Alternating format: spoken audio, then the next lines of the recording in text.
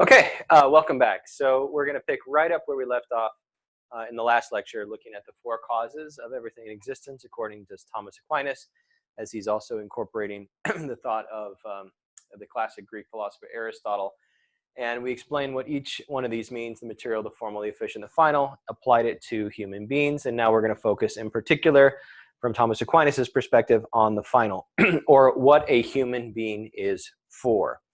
Now, just to fast forward a bit, he's ultimately going to argue that a human being is for happiness, and that there's such a thing as what is called natural happiness or natural perfection, and supernatural or supernatural perfection, and that natural perfection serves as a means of getting closer to supernatural perfection or supernatural happiness.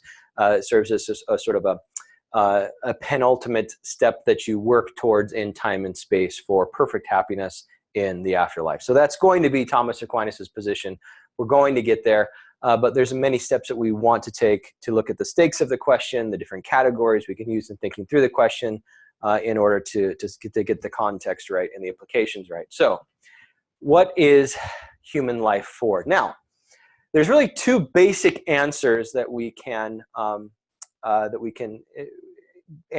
give to that question. So either we can say human life is well, there's three. Let me say three.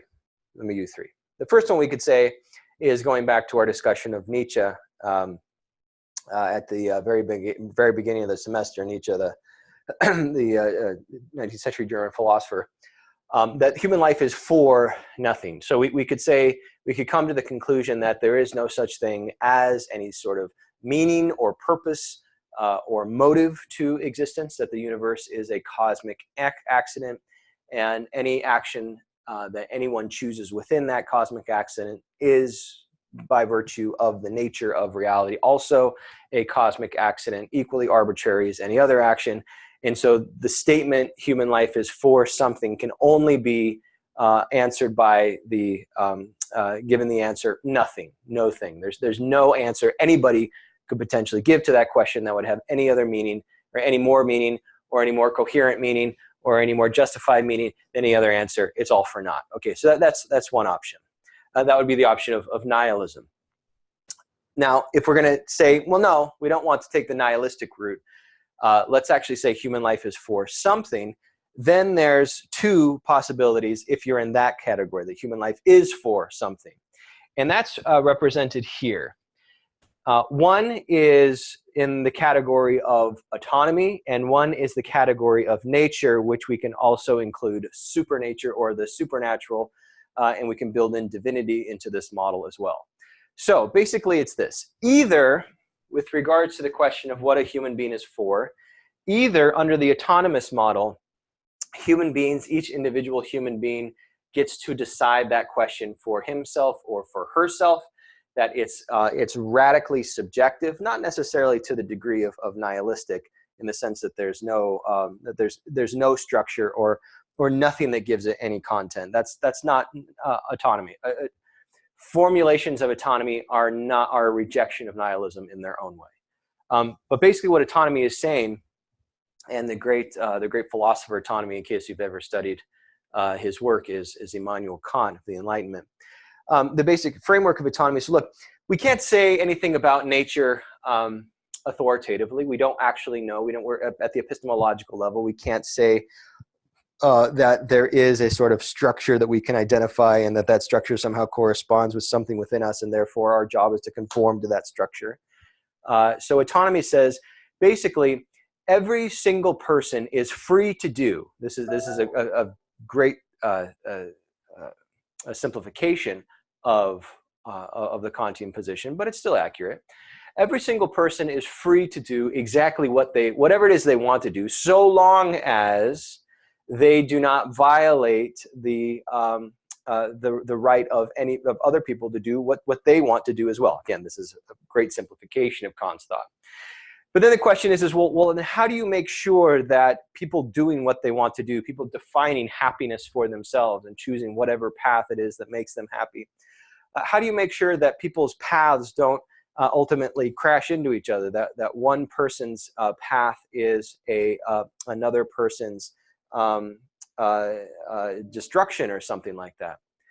So the answer is consent. That ultimately the way that you organize a society, the way that you organize a group of autonomous individuals coexisting together is along the basic formulation. People are free to do whatever they want to do so long as what they do does not interfere with the rights of others to do what they want to do. And the way that the mechanism you use to determine that that is the case, that your right to do whatever you want to do is not infringing upon the rights of others to do whatever they want to do, is through the mechanism of consent. That as long as you have consent, the parties involved are consenting, freely consenting. Freedom is necessarily implicit in the whole idea of consent. You're free to do it. So that's how you structure social realities, is the individual is freely autonomous.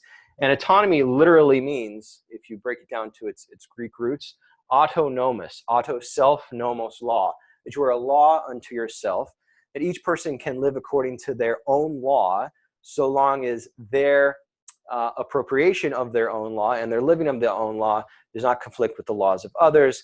And again, the way that you make sure that's not the case is through the mechanism of consent. So that's autonomy. I'll explain nature in just one moment. Sorry, I gotta get that. Okay, sorry for these interruptions. But I guess when you do the cut in video, it doesn't. You have no idea how long it's gone. Okay, so that was explaining the nature of autonomy. So what is what's nature? Well, nature is saying that independent of whatever it is a person wants to do. So whatever it is they autonomously claim, this is something that I claim is what I'm going to do. And even independently, not totally independently, but substantively independently of the idea of consent, so that something is moral as long as people consent to it, that would be the model of autonomy. Nature says that there is such a thing as an objective good that exists, as it were, outside of an individual's will, so that each individual ultimately is not free to define the nature of what is good, that what is good actually exists sort of on an ontological sense in nature, in existence, and in human nature as well. So independent of the individual's will, the individual has a sort of objective good, and that objective good defines what is happiness for the individual and for individuals in their totality. All right. Sorry, Kim. So again, as summary, autonomy, you define your own nature of happiness, whatever that is, and the only criterion is that you must have the consent of all of those with whom your path to happiness may intersect. Or nature, which is an example of your path to happiness is, in a sense, inscribed in you in some objective way. Now, the natural does recognize the freedom exists. It just doesn't exist with regard to defining the nature of happiness, or the ultimate nature of happiness. Now, there can be different potential paths to the same goal within some limitations within this model. So it's not that every human life has to look the same, not at all, but that the objective good and the conforming of that good is sort of, it's inscribed into the nature of reality. Now, again, Aquinas he's going to adopt this position, and it'll be the natural, and he's going to look at it in relationship to the natural and the supernatural. We will get to that. But again, if you need an analogy, just think of health. Just think of health. What this model is basically saying is, just as I use the example of a liver in the previous example, or any other organ, kidneys, heart, just as our hearts or kidneys or livers or brains have an objective good that defines what they are in terms of their proper functioning and health, so too does the totality of a human being, not just in his or her constitutive parts, but the totality of a human being. And then what it is to live a happy life is to choose to conform to that standard. Just as we could say what it is to live a healthy life is to conform to the standard of health, right? So that's what this is getting after. Now, again, not only are there different potential within limitations paths to that objective good, but also there's the recognition within nature that people are free not to pursue their own good. So this is not a deterministic model in the sense that human beings are forced to be happy. That's not the case at all. Human beings are 100, well, it's a misway to give it a percentage, are substantively free to live according to the objective nature of reality or not to live according to the objective nature of reality. Just as with regards to my own health, I am free either to act in accordance with the objective good of my body or not. I'm free to start using drugs and to start drinking and to start eating terrible foods and to eat way too much sugar. I can do that. I'm free to do it. But what I'm doing is I'm violating an objective good. So either it's the case, if we're setting aside nihilism as an option that we don't want to pursue, and we wouldn't want to pursue it if it's not true, right? So we're saying, no, nihilism is not true for the sake of argument. Then either we define happiness and that our final end is whatever a human being says it is without restrictions except for consent, or there is a kind of fixed pattern, a sort of a meta pattern that is meant to structure our choices and our actions and our becoming, so that what it is to be happy is to live according to that pattern. Now, if it's not presumptuous of me to say, to just observe that we are living in an age of autonomy, even the suggestion that human beings somehow have an objective standard of happiness that it defines what it is to be fully happy, which is, especially in Aquinas' sense, what it means to be fully human. Those two are combined. Would sound, what are some words that may pop up? It may sound judgmental. It may sound oppressive. It may sound controlling. It may sound as if you have all the answers, and in that sense, arrogant. That's how sort of standards of happiness and standards of morality that correspond to some conception of nature are generally interpreted nowadays. And so we hear it all the time, and we see it reflected, especially in advertisements, this idea that whatever happiness is, you define it without restriction, so long as you have consent. That's sort of taken as obvious. So as you're thinking about which one of these makes more sense, it's important to consider the implications of both. And we're going to be looking at the implications of nature in particular in just a moment as we go through this model right here. But basically what autonomy is saying, again, is that you can choose to do anything you want so long as you have consent. So long as you have consent, right? But then the question becomes, well, how do I therefore make an argument either to myself or to others about what is good and what should be a good life? And the answer would have to take some of these forms. Well, you can't really make an argument for why somebody should do something or why somebody shouldn't do something. You can sort of try to appeal to their potential preferences, but insofar as it's impossible to identify an objective good, what you'd be saying to another person is you'd basically be saying, hey, this is what I like, and this is my reasons for liking it, but they're just my reasons. I actually, literally, I cannot communicate them to you in such a way where there'd be a shared point of contact where we both say, oh, I recognize this and I recognize this, not just because it sort of happenstance that we both happen to think that way, but because it's corresponding to something that's outside, as it were, both of us. So I can share my preferences with you, but I can't actually make an argument for what is good. So that's one thing that we have to keep in mind here. Now I'm going to put some links down in the description of this particular lecture of some videos that are available on YouTube that really sort of push autonomy to its logical conclusion. One of them, as we're going to see, is about an individual, one who is engaged in sort of a constant remodification of her body according to her own subjective standard of beauty. Another is of somebody who claims that he is an animal and that is seeking to use his autonomous powers of choice to literally transform him, literally in the sense of in the sense of seeking to empirically change his appearance to the form of an animal. And another is in which another is an example, and these are, I'll warn you, these are difficult videos to watch. But again, we're asking the question: is autonomy king? Is autonomy the dominant framework through which we should understand what human happiness is? Another video I'm going to create a link to is of a, well, I mean, it's hard to say, but it's a phenomenon called, it was called dwarf tossing. And basically what it is people who have a dwarfism, various forms of dwarfism, so who are shorter and the bone structure is different than the general population, allow themselves, and this gets at the question of, well, what really is consent, right? And how do we really know something is consensual?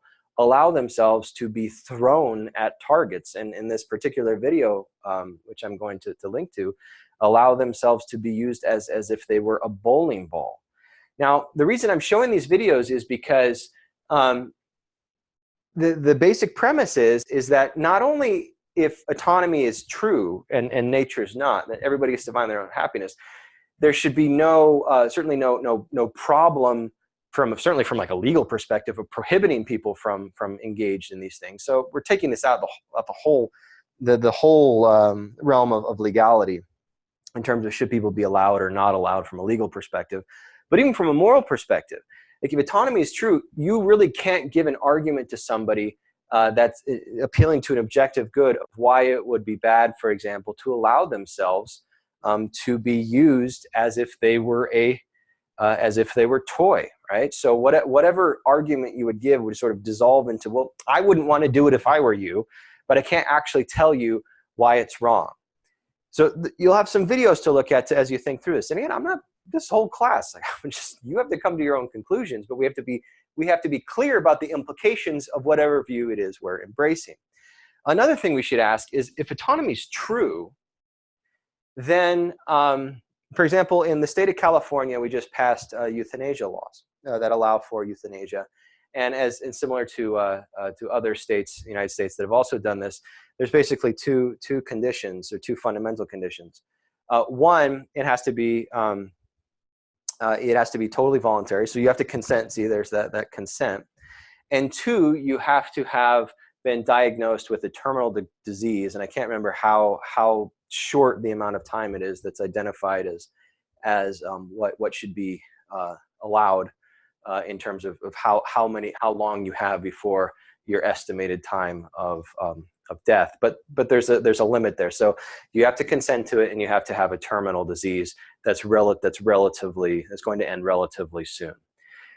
And a lot of people say, well, those are reasonable restrictions. You want people to be able to choose how they end their lives if you're embracing a paradigm of autonomy.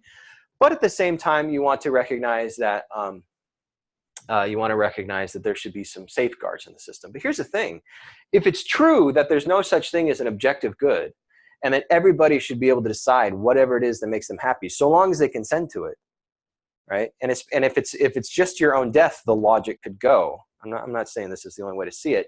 But the logic could go, look, it's just me, and I choose that I want to end my life. Then why not allow for suicide clinics? And this may sound shocking, but again, implications of positions. Suicide clinics to just open up wherever they're profitable. And so anybody, any day, can go in and say, today's the day. Why would you have to have a terminal illness? In fact, why would you even have to be suffering? What if you were just bored? What if you wanted to make a political statement? What if you wanted to get back at somebody in a way that didn't break the law, but still would sort of affect them emotionally? Why would those be invalid reasons if all that matters is consent, you see? And in fact, in some countries, the assisted suicide laws have already been pushed to areas where it's where even the definition of consent has began to become diluted. So children, for example, in Belgium now, under 18 can now consent. So again, the concept of consent itself becomes highly problematic in terms of what that means. and requires very specific definitions and then a definition for that definition. But assuming you've got that, then why couldn't people consent to do whatever they want with their lives, including end their lives? I know this sounds like a weird example as well, but why shouldn't we allow, you know what the octagon is, right? Where it's sort of hand-to-hand combat with very little limitations. Now there's rules to it, but basically the rule is you tap out whenever you want the fight to stop. And it's pretty brutal, but it's not the Roman Colosseum. So the question would be, well, what's wrong with the Roman Colosseum? Like, really, what's wrong with the Roman Colosseum if we update it to ensure that the fighters who go into it sign waivers and publicly express their desire to fight to the death? And they say something like, you know, the winner of this battle gets $100 million, and the loser of the battle, his or her family will get $50 million, right? So you'd be a ton of money, it'd be totally free, and you get to choose. Why don't we allow that? Well, really, why don't we allow that? Let me give you an extreme example. There's a case of a German guy named I think you pronounce his name Arwin Maives. And I'll put a link to the Wikipedia article underneath this video as well. Who was I really am sorry that I have to explain this, but if we're going to take ideas seriously, we have to, as I've said, take the implications. Who was a cannibal, is a cannibal, I guess. He's in prison now, and I'll tell you why. Although the reason he's in prison is somewhat suspect if autonomy is true. So basically, he was a cannibal, and he created a website, or he participated in a website, I can't remember which, in which he advertised that he wanted to eat somebody. Surprisingly, or maybe not surprisingly, I don't know, somebody responded. Somebody responded and said, look, I'm ready to end my life, but I'm too afraid to do it. But here's the thing. If you help me end my life, then I will let you eat me. Okay.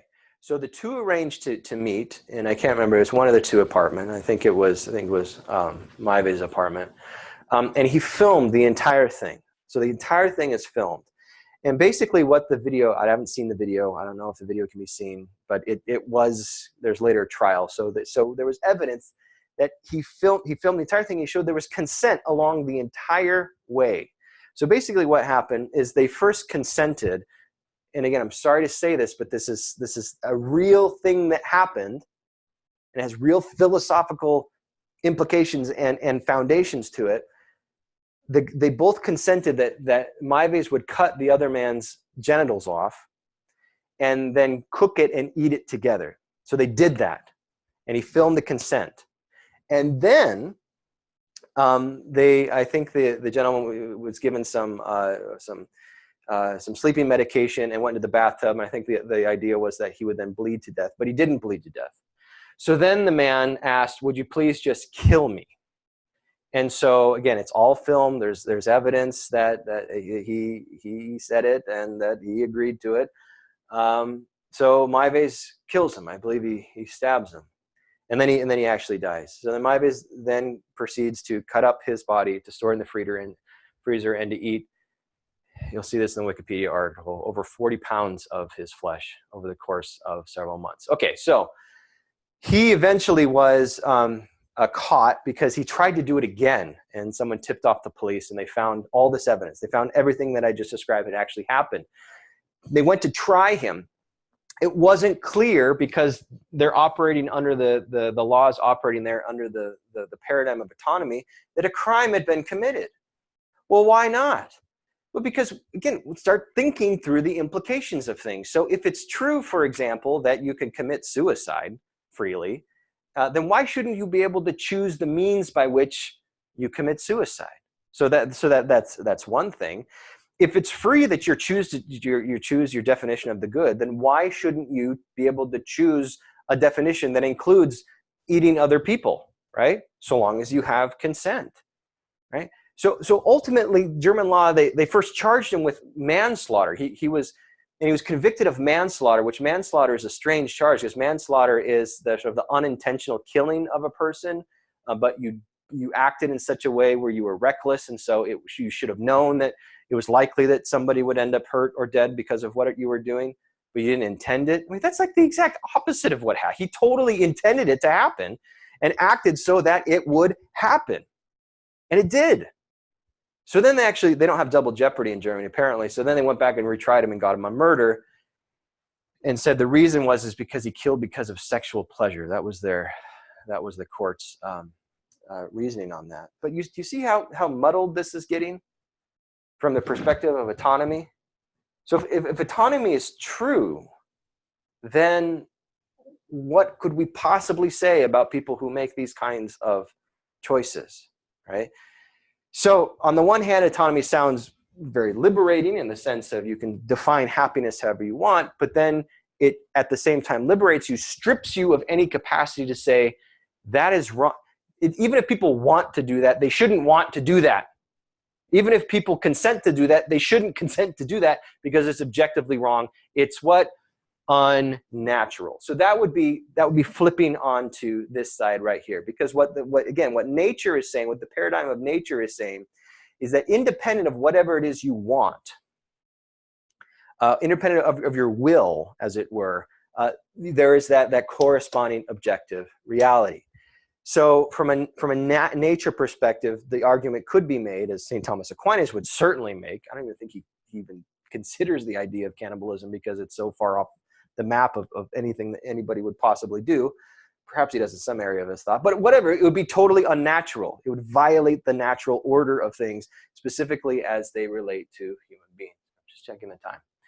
So this is the model that Aquinas is going to adopt. This model of there being nature.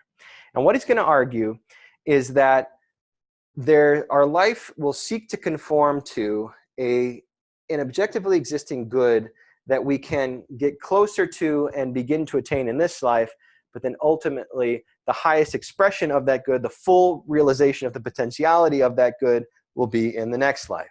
So this is the movement from potentiality to actuality in Aquinas.